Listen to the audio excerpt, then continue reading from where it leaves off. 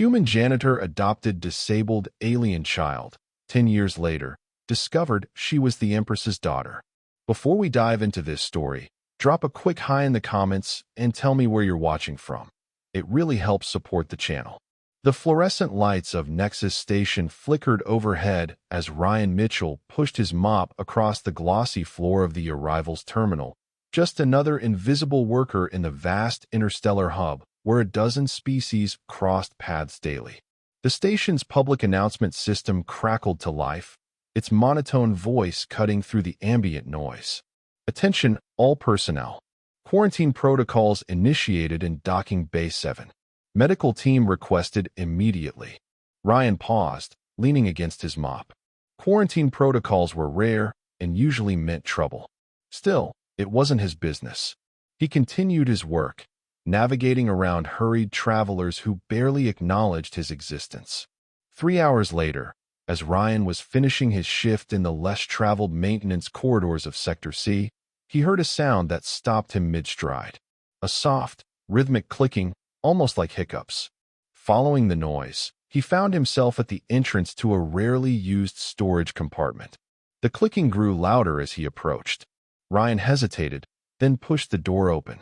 In the corner, partially hidden behind storage containers, was a small figure wrapped in what looked like emergency thermal blankets. As the light from the corridor spilled in, the figure recoiled, emitting a series of rapid clicks that Ryan now recognized as distress signals. "Hey there," Ryan said softly, crouching down to appear less threatening. "Are you lost?" The blanket shifted, revealing a small, pale blue face with large, milky white eyes that seemed to stare past him rather than at him. The creature was unmistakably Cerealian, a species from the distant Andromeda colony. What struck Ryan immediately was that the child, he was almost certain it was a child, had deformities unusual for Cerealians. Her limbs were twisted at odd angles, and one side of her face drooped slightly. "Security will be looking for you," Ryan said gently. "Did you get separated from your parents?" The young Cerealian emitted another series of clicks, but this time Ryan noticed they formed a pattern that sounded vaguely like Galactic Standard speech. She was trying to communicate. "You hide me," she managed, her voice a mixture of clicks and halting Galactic Standard. "Please." Ryan's mind raced. This had to be connected to the quarantine alert. A stowaway, perhaps, but she was just a child, and clearly in need of medical attention. "What's your name?" he asked. "Leary," she replied, her milky eyes blinking rapidly. "They want send back." "Die there." Ryan felt a chill run down his spine. The Cerealian Empire was known for its genetic purity standards. Children born with deformities or disabilities were often returned to the cosmic current, a euphemism for euthanasia. Just then, Ryan's comm device buzzed. A station-wide alert scrolled across the screen. "Notice, report any sightings of unauthorized Cerealian nationals immediately. Fugitive from diplomatic vessel. Approach with caution." Ryan looked at the frightened child, then at his comm device. He had 20 minutes until the end of his shift, when he would need to pass through security to return to the residential sectors. "Okay, Leary," he said, making a decision that would change both their lives forever. "I'm going to help you, but you need to trust me and stay very quiet." Smuggling Leary through station security was easier than Ryan had anticipated. The janitor's cart had a hidden compartment for hazardous cleaning materials, just large enough for a small Cerealian child. The night security officer barely glanced at Ryan as he scanned his ID and waved him through. Once inside his modest apartment in the station's lower residential ring, Ryan helped Leary out of the cart. Under better lighting, he could see that her condition was worse than he'd initially thought.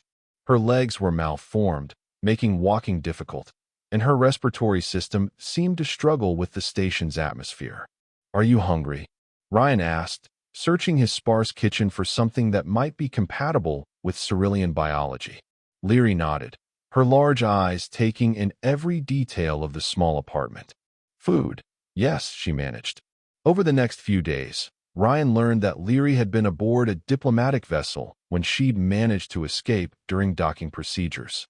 She'd been smuggled out of Chirelia by a sympathetic medical officer who couldn't bear to see her, returned to the current due to her genetic variations. They say wrong made, Leary explained in her improving but still halting galactic standard. Not perfect, not worthy. Ryan, who had spent his life being overlooked and deemed unworthy of attention by the very people whose messes he cleaned, felt a connection to this child that transcended species. There's no such thing as wrong made, he told her firmly. Just different made. The decision to keep Leary was never explicitly made. It simply became reality. Ryan used his savings to consult a discreet doctor in the lower levels who specialized in non-human biology. Dr. Naomi Foster was initially hesitant, but softened when she saw Leary's condition. Her issues are significant but not untreatable, Dr. Foster explained after a thorough examination. The main problems are skeletal malformations and some neurological differences that affect her sensory processing. With therapy and possibly some corrective surgeries, she could live a fairly normal life. Will she ever walk normally? Ryan asked. Dr. Foster shrugged. Hard to say without more specialized equipment. But with proper braces and physical therapy, she'll definitely be mobile. The bigger issue is keeping her hidden. If station authorities discover an undocumented Cerealian. Ryan nodded grimly. I know. I could lose my job. Or worse.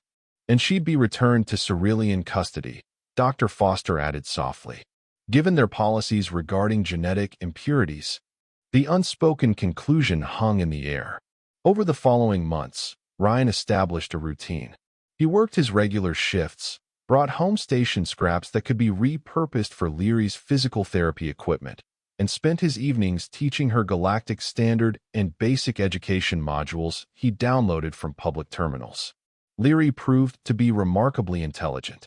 Once she mastered galactic standard, her vocabulary expanded exponentially. By her estimation, she was approximately 7 Earth years old, though Cerealian development differed somewhat from humans. Why do you help me? She asked Ryan one night as he adjusted the braces Dr. Foster had designed for her legs. Ryan thought about it. Because everyone deserves a chance, he said finally. My parents died when I was young. No one gave me much of a chance either. I ended up a station janitor because it was the only job I could get without formal education. Leary reached out one of her 3-fingered hands and touched his cheek.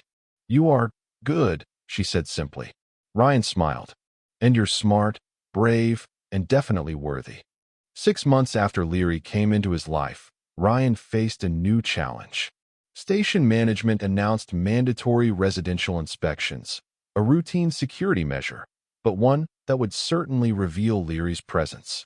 We need to make it official somehow, Ryan told Dr. Foster during their regular checkup.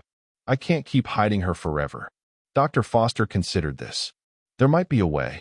I have contacts in the refugee resettlement program. If we could create documentation suggesting she was part of a previous refugee group. Would that work? Cerealians aren't known for seeking asylum. No, but there was a small group from a Cerealian colony world that sought protection 2 years ago after a political uprising. We could create records suggesting she was separated during processing. It was risky, but they had few options. Using Dr. Foster's connections and a considerable portion of Ryan's savings, they created an identity for Leary as a refugee from Chirelia's outer colony of Talus. The documentation would never withstand serious scrutiny from Cerealian officials, but it was enough to satisfy station bureaucracy. When the inspection came, the security officer barely glanced at Leary's documentation before making a notation and moving on. Ryan nearly collapsed with relief once the door closed behind the inspector. We home now? Leary asked, emerging from her room with the help of her newly improved leg braces. Yes, Ryan said, feeling the weight of illegality lifting slightly from his shoulders. This is home. As the months turned into years, Leary's condition gradually improved. The braces allowed her to walk with only a slight limp, and regular treatments from Dr. Foster helped manage her respiratory issues. Her intelligence continued to astonish both Ryan and her tutor, an older station teacher who'd been persuaded to provide private lessons for a medically fragile refugee child. By the time Leary was 10, by Earth standards, She could easily pass for any other Cerulean child with minor disabilities.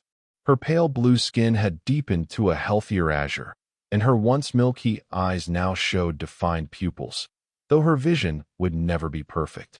Ryan had been promoted from janitor to maintenance supervisor, allowing them to move to a slightly larger apartment in a better section of the residential ring.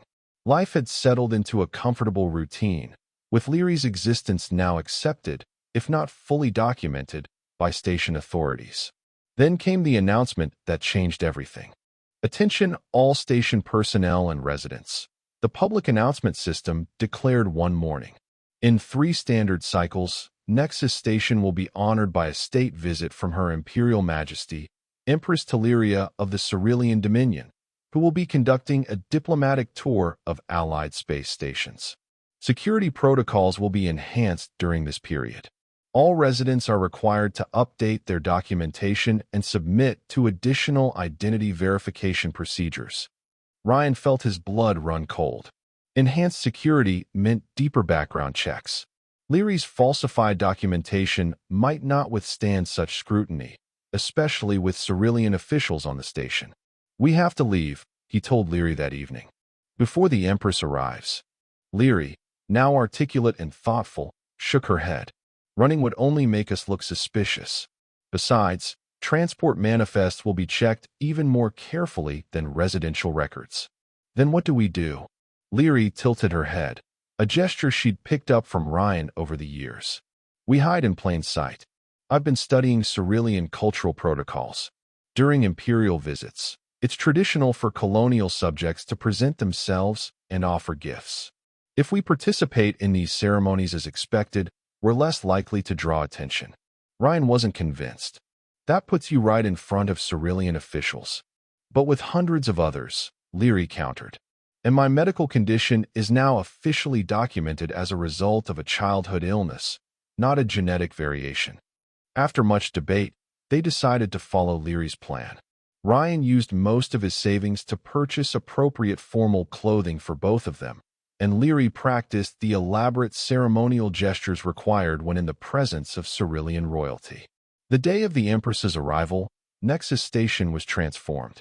Decorations in the royal colors of deep blue and silver adorned the main concourse, and security personnel were positioned at every junction. Ryan and Leary joined the crowd of station residents gathering for the ceremonial welcome. Leary wore a traditional Cerulean robe that cleverly concealed her leg braces, and Ryan stood beside her in the formal attire prescribed for a human guardian of a Cerulean minor. They positioned themselves near the back of the gathering, hoping to fulfill their ceremonial obligations without drawing attention. A hush fell over the crowd as the Empress's procession entered the main concourse. Imperial guards in gleaming armor led the way, followed by various dignitaries and advisors. Finally, Empress Teleria herself appeared. She was tall even for a Cerulean, with skin the color of deep ocean waters and eyes that seemed to capture light and reflect it back with greater intensity. Her ceremonial robes flowed around her like liquid silver, and the imperial crown, a complex arrangement of crystals and rare metals, adorned her elegantly elongated head. As the Empress moved through the crowd, accepting gifts and acknowledgments, Ryan felt Leary tense beside him. "What's wrong?" he whispered. I know her," Leary whispered back, her voice trembling. "Not from memory, but something deeper. A recognition." Before Ryan could respond, the Empress suddenly stopped her procession. Her head turned slowly, scanning the crowd until her gaze fell directly on Leary. For a moment that seemed to stretch into eternity, the Empress and the small Cerulean child stared at each other across the crowded concourse. Then, breaking all protocol, the Empress stepped away from her guards and walked directly toward them. Ryan felt panic rising in his chest. He placed a protective hand on Leary's shoulder, ready to run if necessary, though he knew they wouldn't get far. The Empress stopped before them, her tall figure casting a shadow over both Ryan and Leary. The crowd around them had fallen completely silent, and Ryan could feel hundreds of eyes on them. "Child," the Empress said in the musical tones of High Cerulean, which Ryan only partially understood. What is your name? Lyri performed the perfect ceremonial bow despite her braces. This one is called Lyri, your Imperial Majesty, she replied in flawless high Cerulean. The Empress's eyes widened slightly. She reached out with long, elegant fingers and gently tilted Lyri's face upward. For several heartbeats, she studied the child's features with an intensity that made Ryan's protective instincts scream in alarm. How old are you, Lyri? The Empress asked, switching to Galactic Standard. 10 standard cycles, Your Majesty, Lyri replied. The Empress's gaze shifted to Ryan. And you are her guardian? Ryan swallowed hard and bowed as Lyri had taught him. Yes, Your Majesty. Ryan Mitchell, Maintenance Supervisor. Lyri came to us as a refugee from Talos Colony. Something flickered in the Empress's expression, recognition, perhaps, or suspicion. She turned to one of her advisors and spoke in rapid Cerulean that Ryan couldn't follow. The advisor looked alarmed, but nodded and immediately spoke into a communication device. You will both accompany me, the Empress said, returning her attention to Ryan and Lyri. It wasn't a request. Imperial guards closed in around them, not roughly but with a firmness that permitted no resistance. As they were escorted away from the stunned crowd, Ryan caught Dr. Foster's worried gaze from across the concourse. He gave her a small nod, trying to communicate that they would be all right, though he had no such confidence himself. They were led to a private reception room that had been prepared for the Empress. Once inside, the guards positioned themselves at the doors, and the Empress dismissed her advisors with a gesture. Soon, only Ryan, Lyri, and Empress Teleria remained in the opulent room. Now, the Empress said, her voice softer but no less commanding, I would like to hear the truth about how this child came into your care, Mr. Mitchell. Ryan looked at Lyri, who nodded slightly. Taking a deep breath, he told their story, finding Lyri hiding in the storage compartment, learning of her escape from certain death due to Cerulean genetic purity laws, and their years together as an improvised family. Throughout his account, the Empress's expression remained unreadable. When Ryan finished, she turned to Lyri. May I see your legs, child? She asked gently. Lyri hesitated, then carefully raised her robe to reveal the advanced braces that now allowed her to walk almost normally. The Empress knelt down, a shocking breach of protocol, and examined the braces with careful fingers. Ingenious, she murmured. And your vision? I notice your pupils have definition now. Dr. Foster developed special treatments, Lyri explained. I can see shapes and some colors, though never perfectly. The Empress rose to her full height and walked to a window overlooking the station's central hub.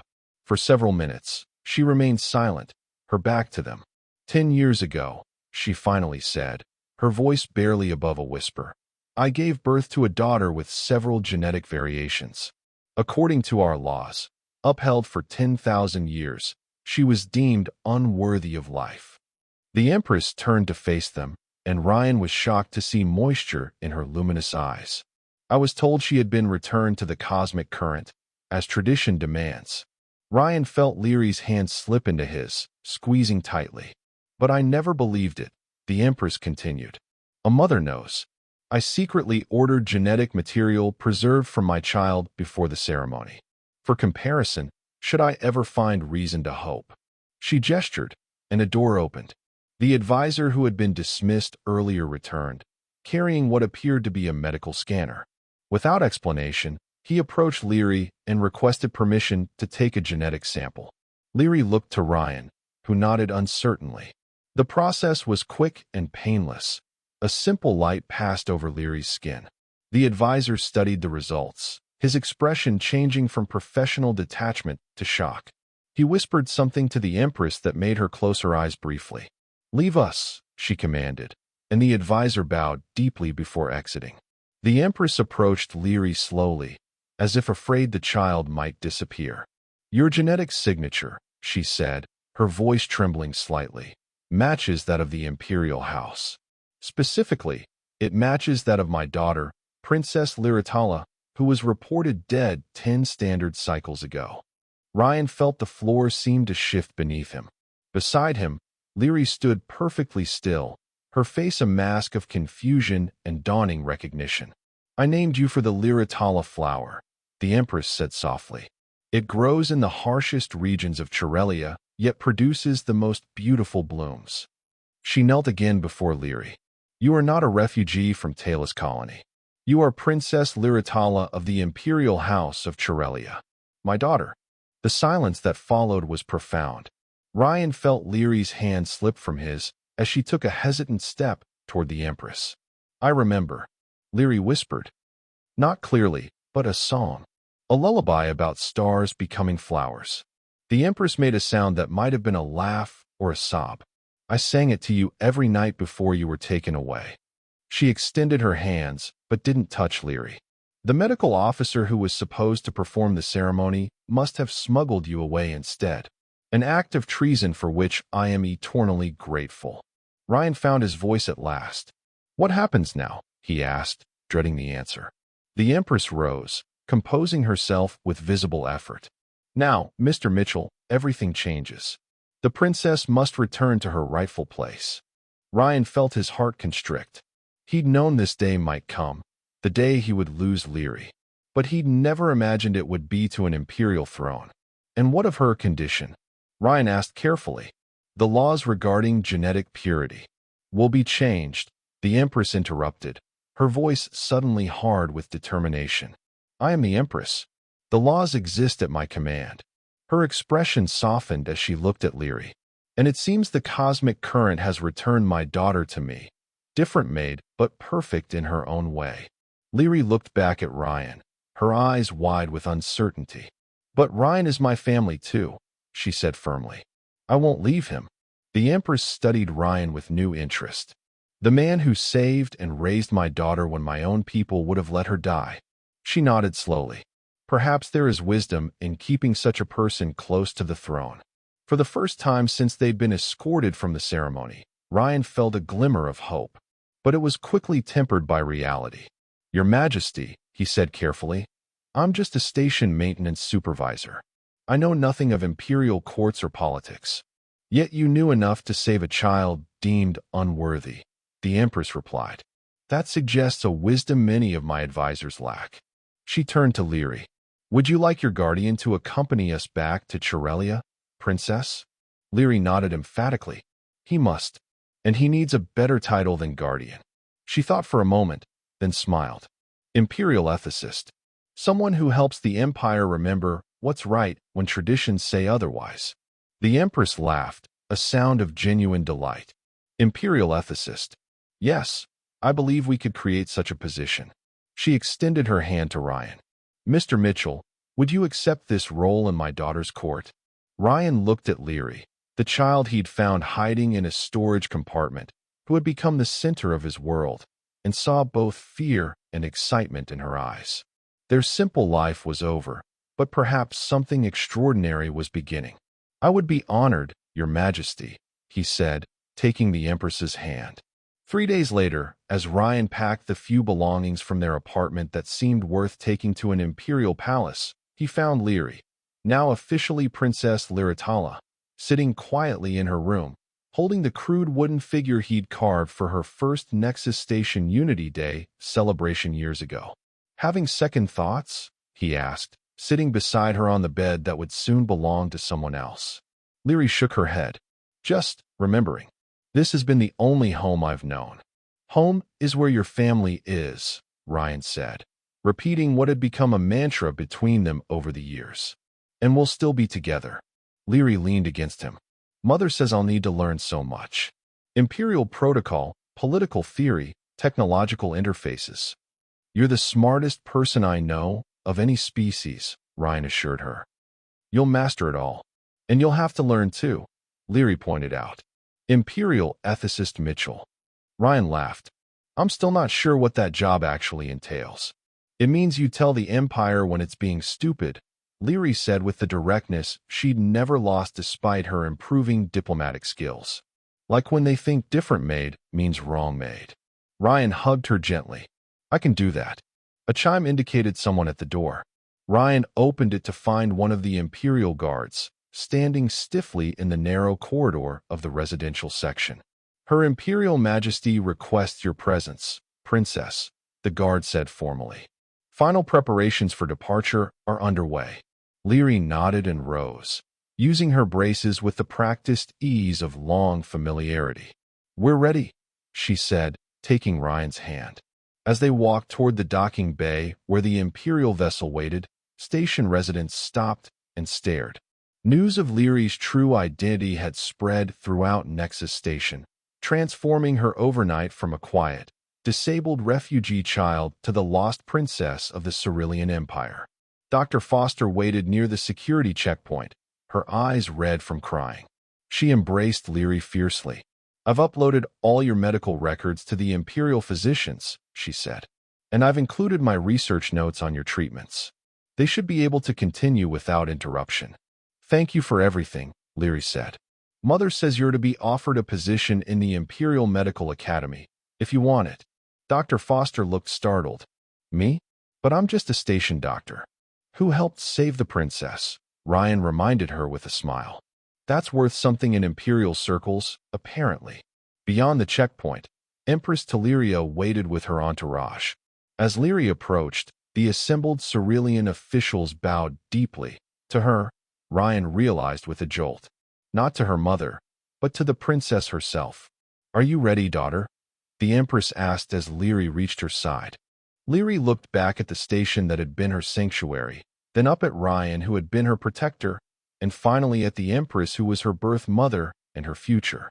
She straightened her shoulders and lifted her chin in a gesture that suddenly reminded Ryan of the regal woman beside her. I'm ready, Princess Lyritala said, her voice clear and confident. Let's go change an empire. As they boarded the Imperial vessel, Ryan found himself remembering the frightened child hiding in a storage compartment, clicking in distress. How far they had come from that moment. How far they still had to go. The ship's engines hummed to life, and Nexus Station began to recede from view through the observation window. Leary stood between Ryan and the Empress, one hand in each of theirs, her gaze fixed on the stars ahead. Home is where your family is, she whispered, squeezing Ryan's hand. He squeezed back, ready for whatever came next. Always. The journey to Chirelia took nearly 3 weeks, even aboard the Empress's personal starship with its advanced propulsion systems. During that time, Ryan watched as Leary, now officially Princess Lyritala, began the process of learning who she was meant to be while holding on to who she had become. Imperial tutors arrived at her quarters each morning, teaching her the complex history and protocols of the Cerulean royal court. In the afternoons, she met with the Empress herself, their conversations ranging from personal memories to the intricacies of imperial governance. Ryan was permitted to attend these sessions, partly as Leary's emotional support and partly to begin his own education as the newly created imperial ethicist.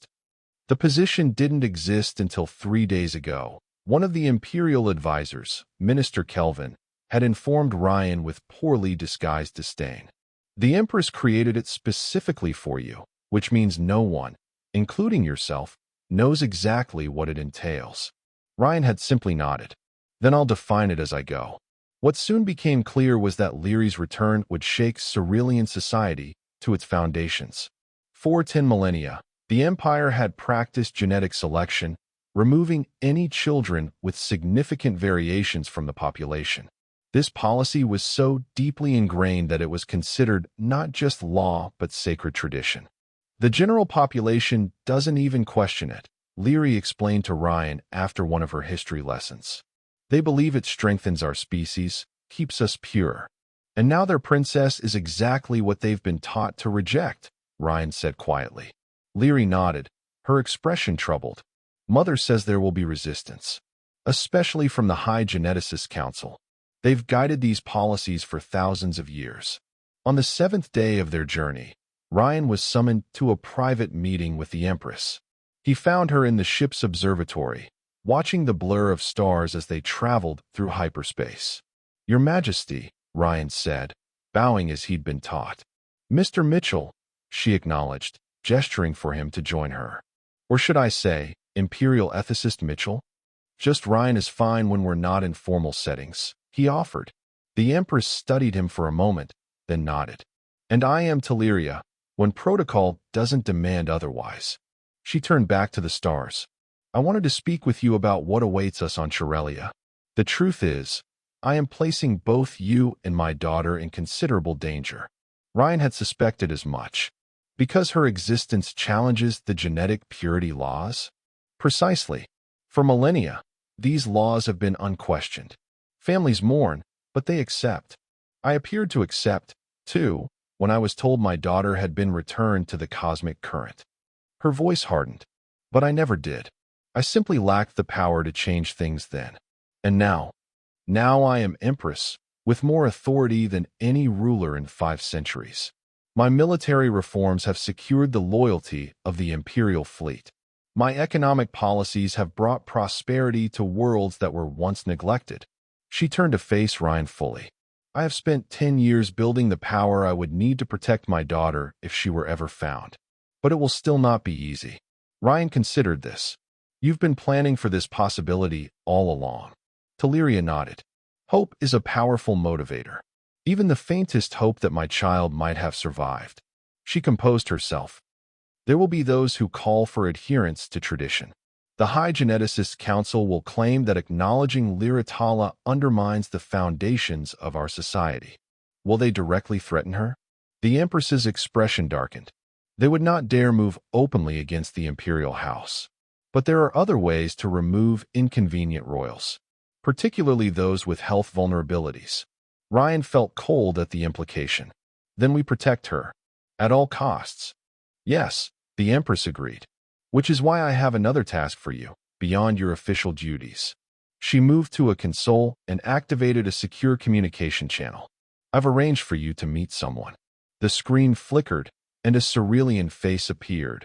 Older, with deep blue skin faded to a dusty azure with age. Your Majesty, the figure bowed. Professor Valen, the Empress acknowledged. This is Ryan Mitchell, the human I told you about. The one who raised Liratala. The professor's eyes widened slightly as he studied Ryan. Remarkable. And he knows nothing of our work. Not yet, the Empress confirmed. Mr. Mitchell, Professor Valen leads a clandestine research collective that has been working against the genetic purity doctrines for nearly 50 years. Their work has been conducted in secret, with my covert funding for the past decade. Ryan looked between them. What kind of research? The kind that proves our entire genetic philosophy is based on scientific fallacies, Professor Valen said bluntly. The variations we've been eliminating aren't weaknesses. They're evolutionary adaptations that could have made our species stronger, more diverse, more resilient. There are worlds where Cerealians with genetic variations were secretly sent instead of being returned to the current, the Empress added. Hidden colonies where they've thrived for generations. Professor Valen has been studying these populations. Ryan began to understand. You're building a case against the purity laws. We've been building it for decades, Professor Valen confirmed. But we needed 2 things, irrefutable scientific evidence, which we now have, and the political power to challenge the High Geneticists Council, which only the Empress possesses. And now a third component, the Empress said softly. A living princess who embodies everything our research suggests. That different doesn't mean lesser. Ryan realized the enormity of what was happening. This wasn't just about Leary's return. It was about dismantling a system of eugenics that had defined Cerealian civilization for thousands of years. What do you need from me? He asked. Your perspective, Professor Valen said immediately. You've raised the princess. You've seen her overcome challenges, develop her own unique strengths. Your observations will be invaluable to our research. And your protective instincts, the Empress added. The official security detail will guard against physical threats, but you know my daughter in ways they never could. You'll notice if something is wrong, if she's being manipulated or isolated. Ryan nodded slowly. I can do that. But there's something else I think I can offer, something that might be even more valuable. What's that? The Empress asked. A human perspective. Cerealian society may be entrenched in these beliefs, but to an outsider, they're clearly wrong. Sometimes it takes an outside view to illuminate what those within a system can't see. The Empress's expression softened. That, Imperial ethicist, is precisely why I created your position. As they approached Chirelia, preparations intensified. Leary spent hours each day with specialists who helped her master the intricate ceremonial movements her public appearances would require. Her leg braces were redesigned by Imperial engineers, now elegantly concealed within traditional royal garments, while providing even better support. They want to present me as close to their ideal as possible, Leary told Ryan as they reviewed the arrival ceremony plans. Not hiding my differences, but not emphasizing them either. Are you comfortable with that? Ryan asked, concerned. Leary considered the question carefully. For now, yes. I need to be accepted before I can change minds. But eventually, I want to be seen exactly as I am. She smiled, the expression reminiscent of the small child he'd found in a storage compartment years ago. Different maid, remember? The day they entered Cerulean space, the Empress summoned them both to the bridge. Through the massive viewport, Ryan got his first glimpse of Chirelia, a breathtaking world of deep blues and purples, with swirling cloud patterns unlike anything he'd seen on Earth or its colonies. Beautiful, he murmured. It is, Leary agreed, standing beside him. Her voice was steady, but Ryan could see the tension in her shoulders. The Empress joined them at the viewport. The Imperial Palace is on the northern continent, overlooking the Celestial Sea. It's been the seat of power for 15,000 years. She placed a gentle hand on Leary's shoulder. And it has been waiting for your return, daughter. Their ship was met by an escort of ceremonial vessels that guided them through the atmosphere and toward the capital city of Talaris. From the air, Ryan could see millions of Ceruleans gathered in the city's massive central plaza and lining the boulevards leading to the palace. Word of your return has spread throughout the empire, the Empress explained. This will be the largest royal celebration in centuries. Do they know about my differences? Leary asked quietly. They know their princess has returned from the dead, the Empress replied carefully. The details will become apparent in time.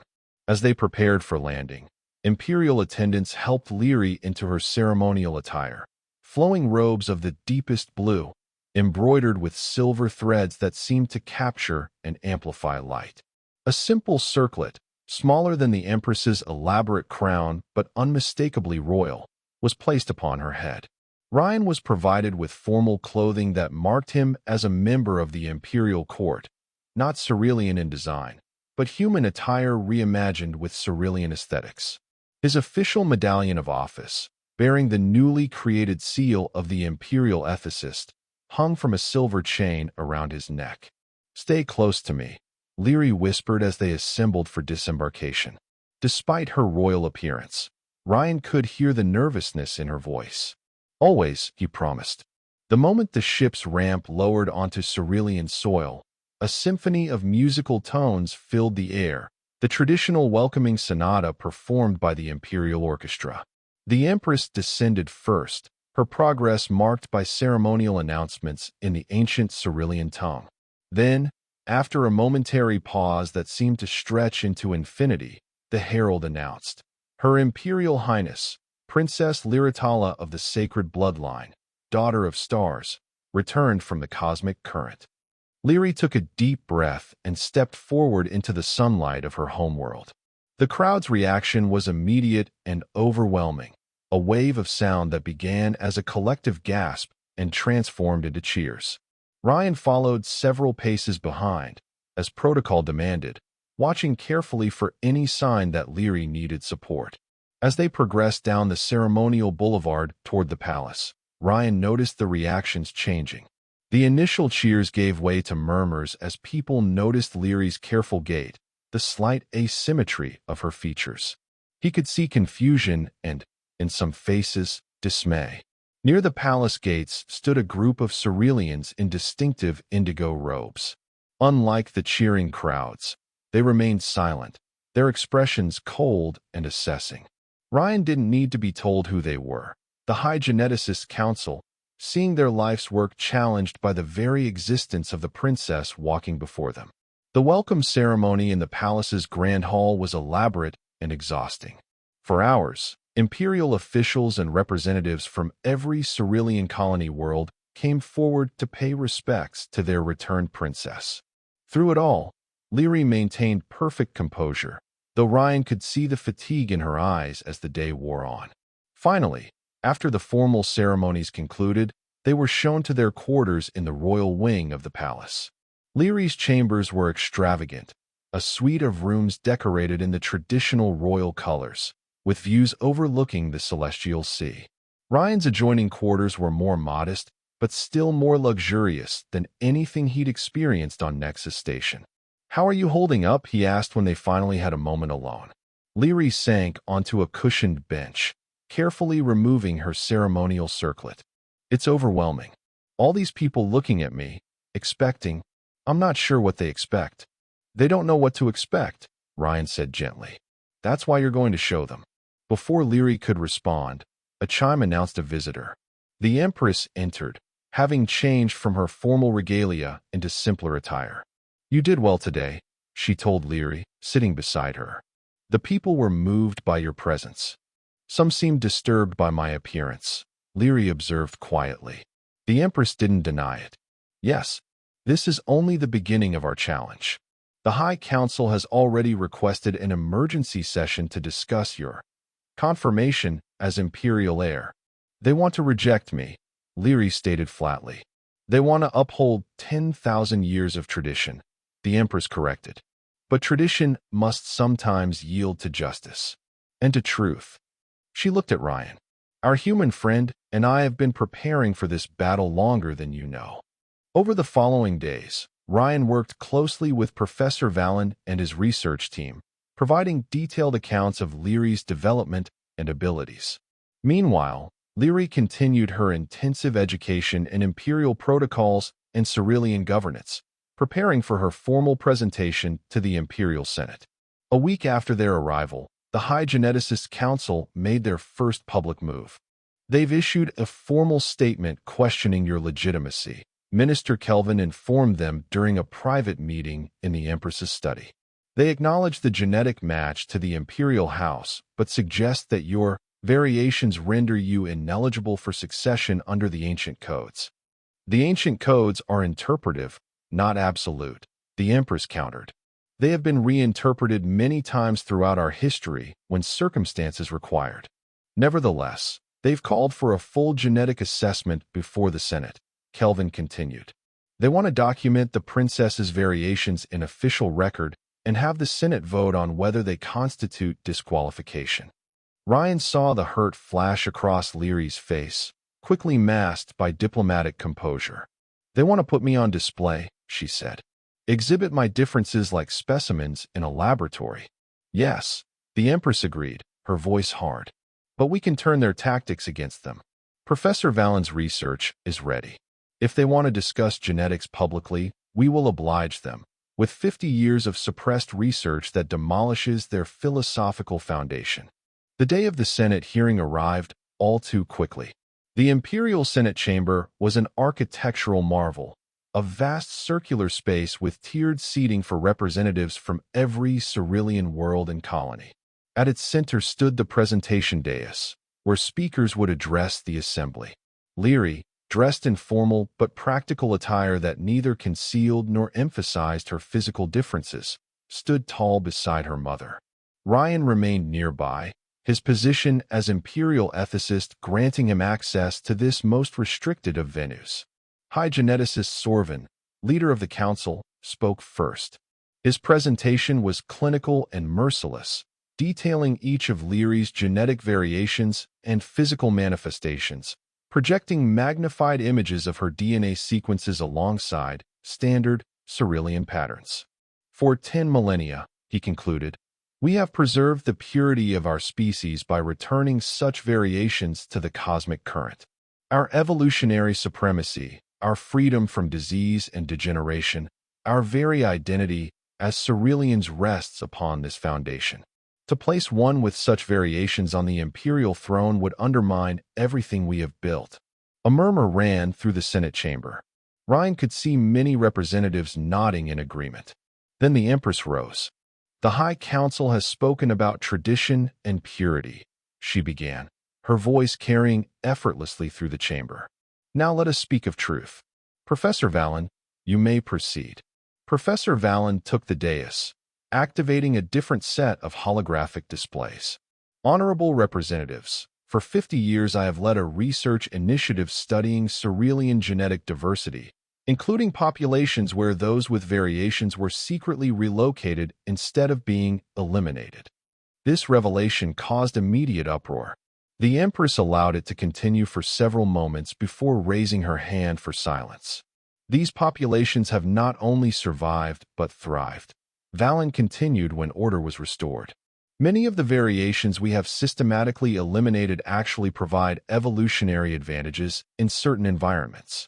Furthermore, our research conclusively demonstrates that genetic diversity strengthens a species' ability to adapt to changing conditions and resist planetary-scale threats, such as pandemics.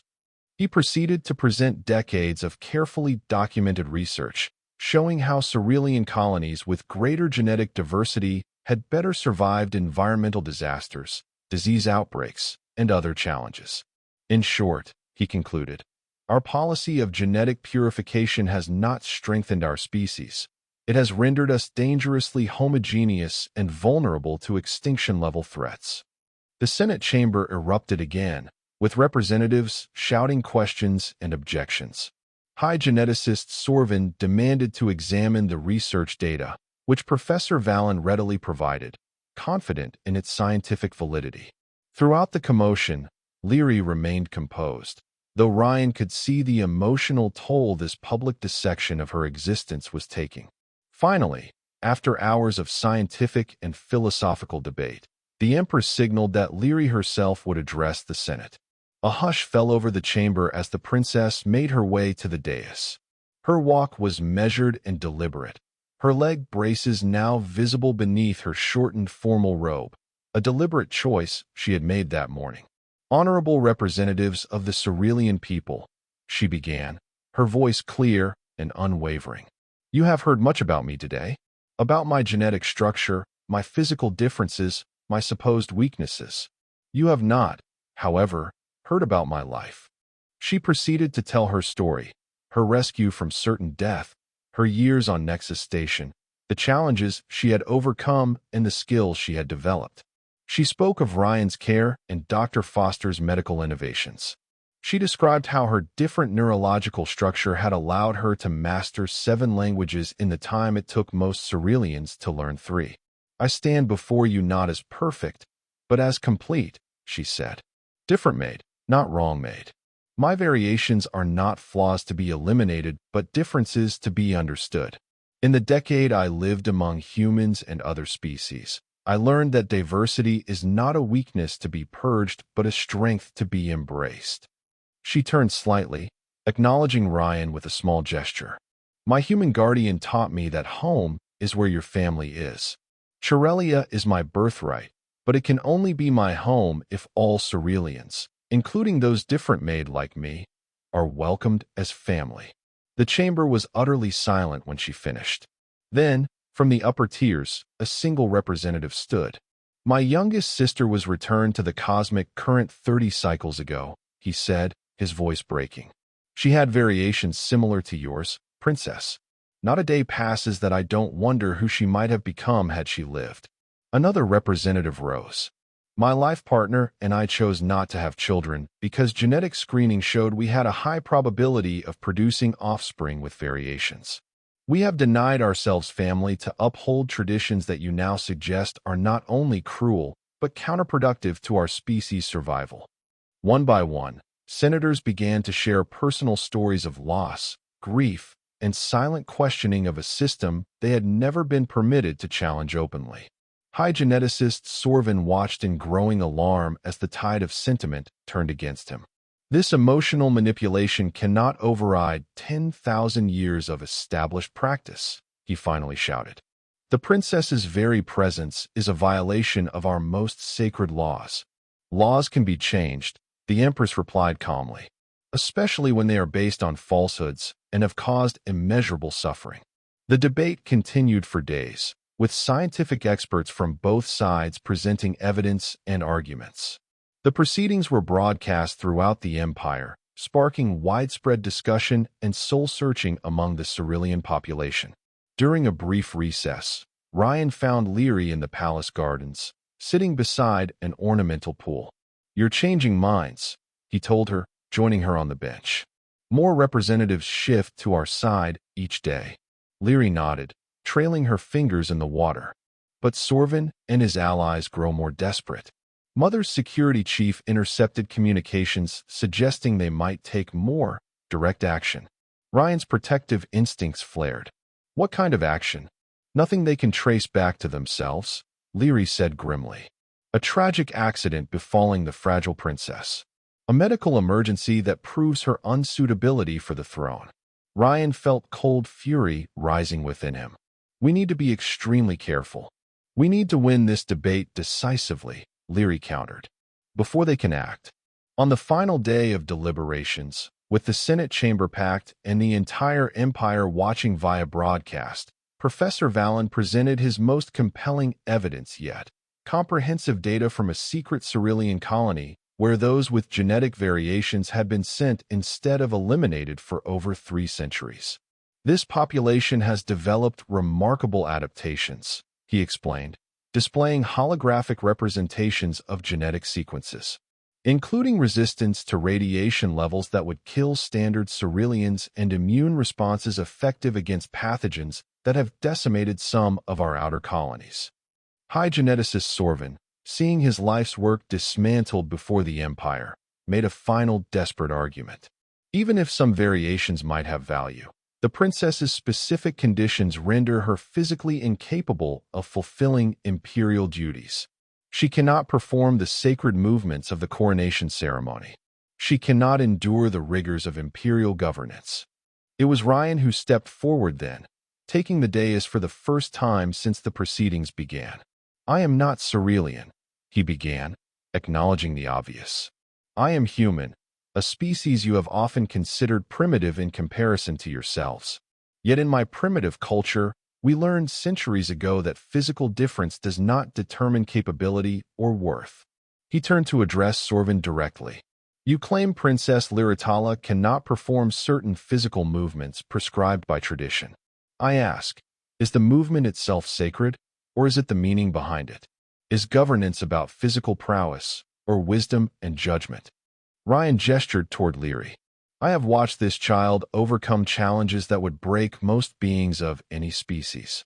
I have seen her develop strengths precisely because of her differences, not despite them. Where standard neurological patterns would process information one way, her unique structures found different, often more efficient paths." He paused, looking around the chamber. "The true measure of any civilization is not how it treats its strongest members, but how it treats its most vulnerable. By that measure, I submit that Cerulean society has failed spectacularly. But today, you have an opportunity to begin anew." As Ryan returned to his position, the Empress rose for her final address to the Senate. "Representatives of the Cerulean people," she began, "you have heard evidence, testimony, and passionate arguments from all sides. Now you must decide. Will we continue to eliminate those among us who are different-made, discarding potential strengths and innovative perspectives? Or will we embrace a new understanding of what it means to be Cerulean, one that values diversity as essential to our continued evolution and survival?" She gestured to Leary. "My daughter stands before you, living proof that our traditional beliefs about genetic variations are flawed. She is intelligent, capable, and strong in ways our homogeneous society has never considered valuable. As your Empress, I ask you to vote not just on her right to the throne, but on the future of our entire species." The vote was conducted in the ancient manner, representatives placing luminescent crystals into either the affirmation or negation vessels. As the final tally was calculated, Ryan stood beside Leary, feeling her tension through their linked hands. "Whatever happens," he whispered, "we face it together." The chief senator approached the central dais, holding the official count. By a vote of 732 to 481, with 93 abstentions, the Senate recognizes Princess Liritala as rightful heir to the imperial throne and affirms the Empress's authority to modernize genetic diversity policies throughout the empire. The chamber erupted in a mixture of cheers and protests. Lyri's grip on Ryan's hand tightened momentarily before she composed herself and stepped forward to acknowledge the Senate with the formal gestures she had practiced for weeks. In the days that followed, change came swiftly to Chirelia. The Empress issued an imperial decree establishing a new genetic diversity commission, tasked with reforming laws and practices. Professor Valen was appointed its head, with Ryan serving as special advisor to ensure ethical considerations remained paramount. The most significant change, however, came in the form of a massive public health initiative. Throughout the empire, medical facilities were instructed to cease genetic purification practices and instead focus on supportive therapies for all Cerulean children, regardless of variations. 6 months after their arrival on Chirelia, Ryan stood on the balcony of his palace quarters, watching the twin moons rise over the celestial sea. A soft chime announced a visitor, and he turned to find Lyri, no longer the small, frightened child from the storage compartment, but a confident young princess who was already changing her world. "The first reports from the outer colonies are coming in," she said, joining him at the railing. 17 children with genetic variations who would have been returned to the current have instead received medical support and family assistance. Ryan smiled. 17 families who won't know the grief your mother carried for 10 years. Lyri nodded. It's a beginning. The old beliefs run deep, especially in the more traditional colonies. But each child saved is a victory. And the High Geneticist Council? Disbanded, though not without resistance. Sorvin has gone into self-imposed exile, declaring that we're dooming the species to degradation and weakness. She shrugged. Time will prove him wrong. They stood in comfortable silence for a moment, watching the play of moonlight on water. I received a message from Dr. Foster today, Ryan said eventually. She's accepted the position at the Imperial Medical Academy. Says she's already assembled a team to continue developing treatments for Cerulean variations. Good, Lyri said firmly. We need more allies like her. She hesitated, then added, Mother is announcing a new diplomatic initiative tomorrow. We're establishing formal embassies on 12 human worlds, with a focus on medical and scientific cooperation. Ryan raised an eyebrow. That's a significant shift in Cerulean foreign policy. It is, Lyri agreed. And she wants you to head the diplomatic corps as ambassador plenipotentiary. Ryan blinked in surprise. Me? I'm not a diplomat. I'm barely an ethicist, if we're being honest. Lyri laughed, the sound reminding him of the child she had been. You're the human who saved and raised an imperial princess when her own people would have let her die. You're the one who showed an entire civilization a different way of seeing. If that doesn't qualify you as a diplomat, I don't know what would. Ryan considered this. And you? How do you feel about me taking on this new role? I think it's perfect, Lyri said. You'll still be based here, still be my imperial ethicist when needed. But you'll also be building bridges between our peoples, helping humans understand Ceruleans and vice versa. She smiled. After all, who better to explain us to each other than someone who belongs to both worlds? Ryan realized she was right. His journey from station janitor to imperial advisor to potential ambassador reflected the larger transformation happening throughout Cerulean society. Old barriers falling, new possibilities emerging. Besides, Lyri added with a grin, someone needs to make sure humans understand why we think their music sounds like construction noise and why we find their obsession with cheese bewildering. Ryan laughed. Cultural exchange at its finest. 5 years later, on the anniversary of Princess Liritala's return to Chirelia, the Empire celebrated not just their princess, but a transformation that had rippled throughout their civilization.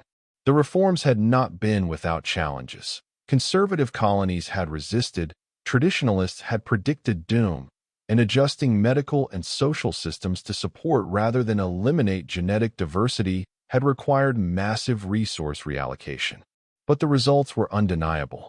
Already, Cerulean scientists were documenting increased resilience to environmental challenges in populations with greater genetic diversity. Medical innovations pioneered to help those with variations were benefiting all Ceruleans. And most profoundly, families who would once have faced the heartbreak of losing children to the cosmic current were instead watching those children grow and thrive. In the Grand Hall of the Imperial Palace, representatives from across the Empire and beyond gathered for the anniversary celebration. Lyri, now 15 standard years old, stood tall beside the Empress, her ceremonial robes designed to accommodate rather than hide her leg braces, which she now wore as badges of pride rather than markers of difference. Ryan, dressed in the formal attire of both Imperial Ethicist and Ambassador Plenipotentiary to Human Worlds, watched with undisguised pride as Lyri addressed the assembly. 5 years ago, I returned to a world that would once have rejected my very existence, she began, her voice strong and clear. Today, I stand before you as proof that different does not mean lesser, that challenge can breed strength, and that what appears to be weakness in one context can be extraordinary power in another. She gestured to where a group of Cerulean children with various genetic variations sat with their families in a place of honor. These children represent our future, not just their individual futures, which would have been denied them under our old laws, but the future of our species. In their diversity lies our strength, our resilience, our ability to adapt to whatever challenges the universe presents. Ryan felt a presence beside him and turned to find the Empress. She has your directness, Teleria observed quietly, watching her daughter. Cerulean royalty typically speak in layers of elegant circumlocution. Lyritala states truth plainly, as you taught her. She would have found her voice regardless, Ryan replied. I just gave her a safe place to develop it. The Empress looked at him thoughtfully. You never expected any of this, did you? When you found a frightened child hiding in a storage compartment, Ryan shook his head. I just saw someone who needed help. And in helping her, you helped transform an empire. The Empress smiled. Perhaps there's a lesson in that for all of us. As the celebration continued around them, Ryan reflected on the unlikely journey that had brought them here. From a station janitor and a disabled refugee to an imperial ambassador and a princess who was changing her world. It hadn't been easy. There had been resistance, threats, setbacks. But throughout it all, they had remained what they had become in those early days on Nexus Station, family. Lyri concluded her address and made her way through the crowd to where Ryan and her mother stood. Ambassador Mitchell, she greeted him formally, then broke into a smile and embraced him. Or just Ryan, when protocol doesn't demand otherwise. You were magnificent, he told her honestly. I had a good teacher, she replied. Several, actually. She looked between Ryan and the Empress. I was just thinking about something you used to tell me, back on the station. What's that? Ryan asked. Home is where your family is, Lyri said, taking both their hands in hers. I'm grateful every day that my family, and my home, includes both of you. As they stood together, representatives of 3 different journeys now intertwined, Ryan thought about that frightened child hiding in a storage compartment 10 years ago. How far they had come. How many lives had been changed because he'd decided to help rather than report, to protect rather than surrender, to love rather than fear difference. One simple act of compassion had transformed not just his life and Lyri's, but an entire civilization. It was a reminder that change rarely began with grand gestures or imperial decrees, but with individual choices to see the value in what others dismissed, to protect what others would discard, to love what others feared. Home is where your family is, he agreed, squeezing Lyri's hand. Always. And that was the end of the story. If you listened all the way to here, don't forget to leave feedback about what you thought of the story in the comments, whether positive or negative. Your feedback helps us improve. Also leave your like and subscribe to the channel for more stories like this one. And I'll leave here on the screen another video that I'm sure you'll like. Big hug, and see you in the next story.